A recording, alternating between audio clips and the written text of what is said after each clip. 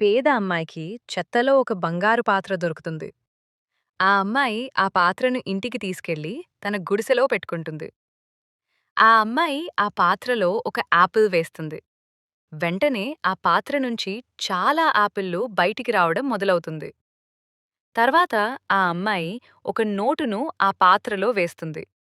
అప్పుడు అకస్మాత్తుగా ఆ పాత్ర నుంచి ఎన్నో నోట్లు బయటికొస్తాయి. ఇది చూసి ఆ అమ్మాయి చాలా ఆనందపడుతూ అన్ని నోట్లను గాలిలోకి ఎగురవేస్తుంది. ఆ అమ్మాయి మార్కెట్‌కి వెళ్లి చాలా బట్టలు కొనుగోలు చేసి అవన్నీ పేద ప్రజలకు పంచిపెడుతుంది.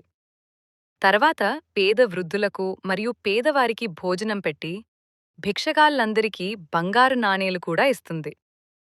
ఆ అమ్మాయి నాణేలు పంచుతున్నప్పుడు ఇద్దరు దొంగలు అది గమనిస్తారు. ఇప్పుడు ఆ అమ్మాయి అన్నీ సామాన్లు తీసుకుని ఇంటికి వెళ్లడం మొదలుపెడుతుంది. ఆ ఇద్దరు దొంగలు ఆమెను వెంబడిస్తారు. ఆ అమ్మాయి ఇంటికి చేరుతుంది. కానీ దొంగలు కిటికీ నుంచి తొంగి చూస్తుంటారు. అప్పుడా అమ్మాయి ఆ మాయా పాత్రలో ఒక బంగారు హారం వేస్తుంది.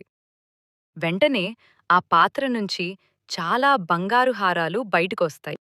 ఇవన్నీ చూసిన దొంగలు రాత్రి ఆ అమ్మాయి నిద్రపోయిన తర్వాత వచ్చి ఆ బంగారు పాత్రను దొంగిలించి పారిపోతారు. ఉదయం ఆ అమ్మాయి టేబుల్‌పై తల కొట్టుకుంటూ ఏడుస్తుంది. ఆ పేద అమ్మాయి కోసం ఒక లైక్ చేయండి స్నేహితులారా.